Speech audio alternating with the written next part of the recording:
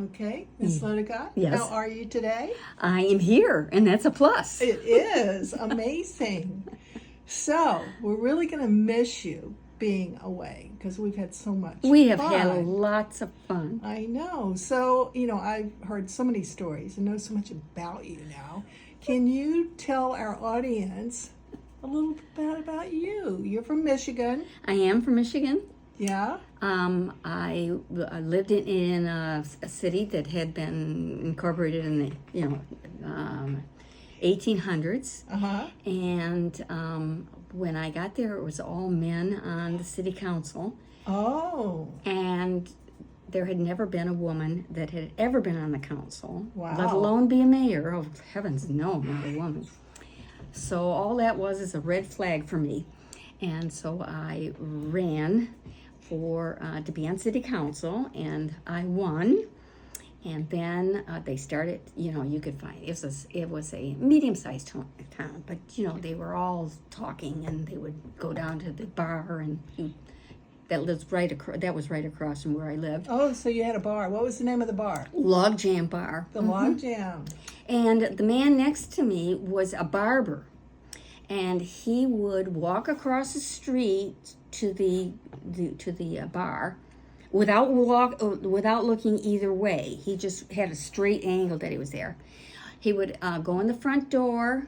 They knew enough to put a tall whiskey glass there for him. He picked it up at the beginning of the table there, and then drank it and put it on. By the time he had drunk it, by the time he got to the end of it, and then went out the back door. Now, he did this on the hour. And what was amazing to me is that men went over there and had their hair cut. I mean, Did you ever go get your hair cut there? Oh, no. And he, it wasn't like he was walking. It was, just shuffling across. On a diag, by the way. Wow. And it was, I would say, 30 feet from the one stoplight that we had in the town. So, and he was oblivious, and everybody knew about him. Yes. Wow. Yes. So the Log Jam, did you ever go hang out there? I didn't hang out there, but I did get a few things there. Oh, meaning maybe some wine? No, I didn't get wine there. I would get, like lunches or something that I could, sandwiches and stuff. And because we had a shop that was a block away from that, from our house. Uh-huh. And so we'd go down there and we'd order it, and then I'd go down and pick it up, a bunch of them stuff for everybody in our shop. And that shop was for handmade things. And I made men's neckties. I'd started that when Wayne was in medical school at University of Michigan, and you had to wear a tie, and he didn't have enough money to buy a tie. So I said, I can figure out how to do this. This is before they had patterns. So I took apart a man's tie, and then started making it, and then making it for him. And then I started noticing that he'd ask, can I have another tie or something? He was selling them off of his... And he wasn't paying you back? Well, no. Oh. So he said, he used that for going on dates, because he didn't have enough money to go on dates. I see. So then he said, I think if you'd make some ties, I could sell them.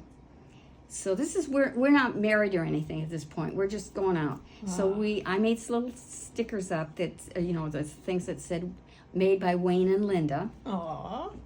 The only thing he did was sell them.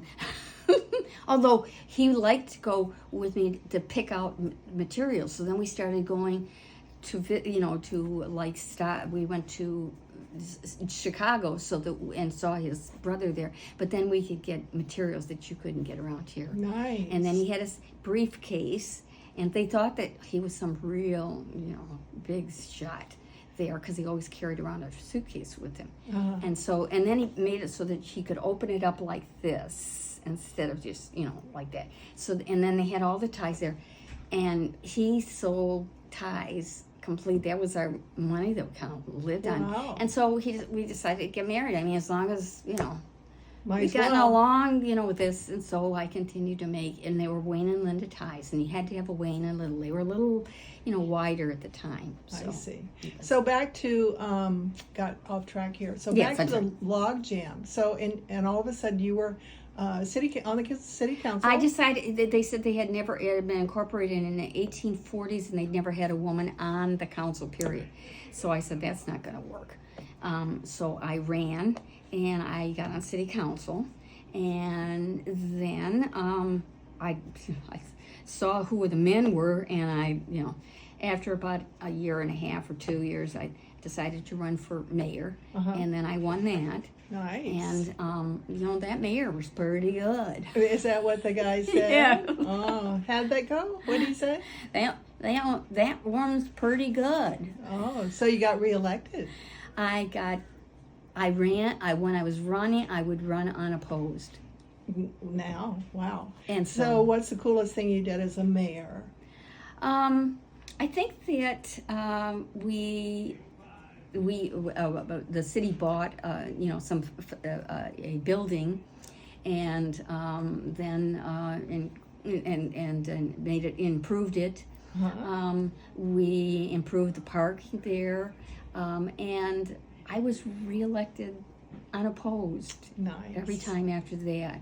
So Very nice. what I carried away from that was that do you see, it doesn't make any difference if you're a man and woman. It's just an ability and interest to do it. Right. So people called you Madam Mayor? Madam Mayor. Yeah, some people said Madam Mayor, and I said Mayor. Oh, you don't want to be called Madam. No, because I felt like it's Mayor. And, Right. and you shouldn't say, as if distinguish between men and women. It was Mayor. Very good, very good. So being from Michigan, I understand the rumor has it that you're a big fan of the Detroit Lions. Of course. Wow, so they played They're really, pathetic sometimes for years and years. but now the last couple of years they played amazing. Well, that's because What do you think? Yeah, why? Sheila Ford. Oh. It was owned by the Fords. Uh-huh. And by the way, my grandfather and old Mr. Ford, I mean the Mr. Ford, were first cousins. And so I'll get to that as to what benefits that was. But I just, I thought we have to show that women, it doesn't make any difference. It's your abilities, not your sex. That's true. That's And then true. after So you that, think Sheila's the reason, yeah. Sheila Ford, that the Detroit's done so well? Definitely, she is there, like her I think it was her cousins or her brothers or something. But they didn't even go to the things. She goes to the practices. She's there cheering them on. It's not just something that she has. She is very involved in it, and I think that's the message. I see. Yeah. Great. Now, also, since I've gotten to know you, I know that you are also a doctor. Got your PhD. Yes, in You're American very history. proud of that. Very. Yeah. And that wasn't long ago. No. That was, when I was older, and I went to get, all the way through. I had a master's, but I, had decided, hey, I'm going on for a doctorate, and I made it mine in what women did for abolition, because you see, it was always men were, the ones that were the rulers and stuff. But it's the women that I brought out in my dissertation, that they were there working on this and showing that a woman could do a job and you didn't have to be a man. I like that. The women's movement. You were kind of part of that kind of before it was cool to be that. Oh yeah, You're yeah. almost a leader in that. Certainly in the city that I lived in. Yeah. And at the time, when I was going to school at the University of Michigan, I mean, things that I was doing and was what I was planning to do.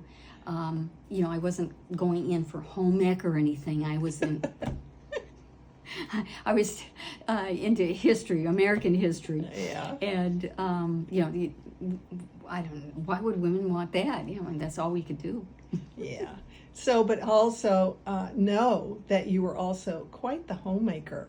Yes. You want to tell me about that? Yeah, I when I saw that you had all these, that you could get ribbons and stuff. So we went to the Michigan State Fair.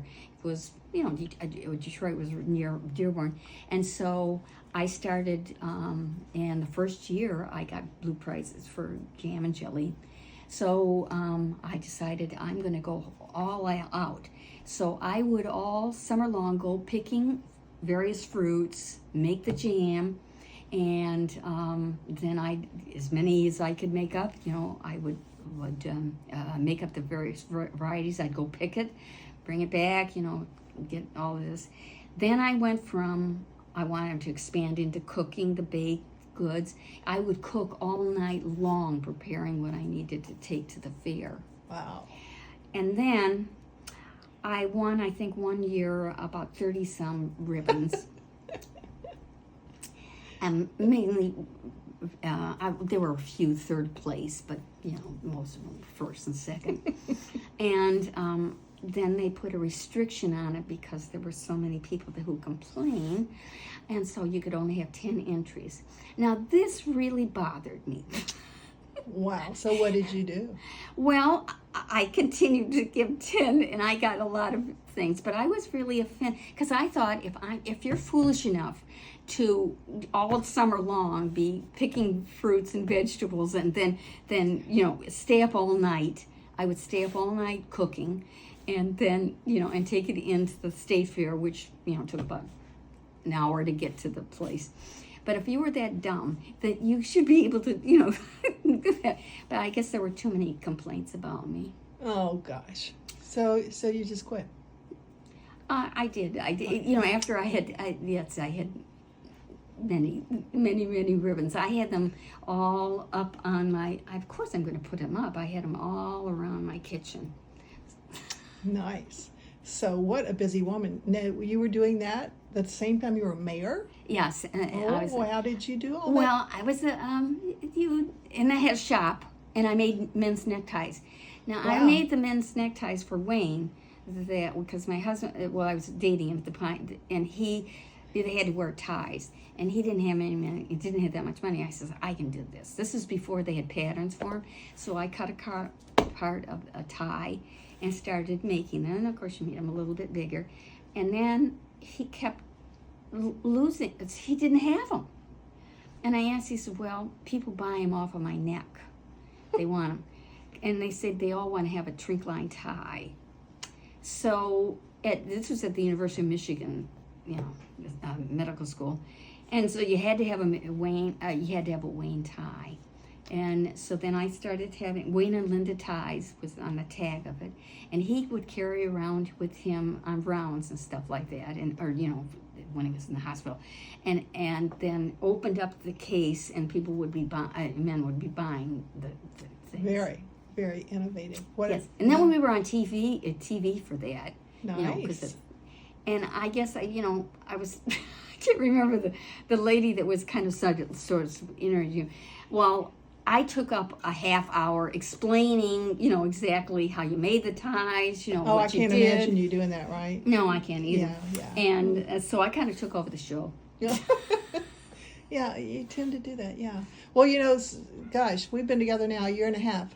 I guess we probably played 5,000 at least games of cards. Now, I want to know how do you... And we have a audience. Yeah, our audience here. Yeah, yeah, they are pretty cool. But how do you, so many times? I mean, how? So many times. Do you get two jokers in one hand? How do you do that? It's a magnetism I must have. Wow. Amazing. Well, either that or Buster stacks the deck. Yeah, well, you never know. Or either your bird, Romeo, over there. And Romeo gives me messages. I see. So, gosh, I can't believe you're leaving. Tampa will be so sad. I mean, we'll miss you. I'll miss you. Oh, well, yeah, definitely miss you. So, but you're going to love Colorado. Never been there. Gonna go up to the mountains. Are you gonna learn to ski? I tried that a couple of times, and I said, I don't think so. No, not gonna work. Oh, let me say this. Athletics is not my forte. Gotcha. Oh. Baking, see, I can do that, but Yeah. not not that. No, the Well, exercise. I think you're going to have an amazing time. So, you know, the Don't tell anybody, but this is I'm going to be with my favorites. Oh, yeah. Well, we won't get into that right now, okay? Mhm. Because now the producer's telling us we got to cut this off. So, thank you again. Thank you. And We have had a wonderful friendship that will last. We have me. it. Of course, it'll last. And you promise that you will write me. I promise. Okay. And Okay, see, we can play solitaire. oh, okay. Tell each other. Okay, cool. Well, it's been a pleasure. And Oh, it's been a beautiful part of my life. aw, you're the best. And see you soon. And you want to tell everybody goodbye? Bye-bye, and I'll see you soon.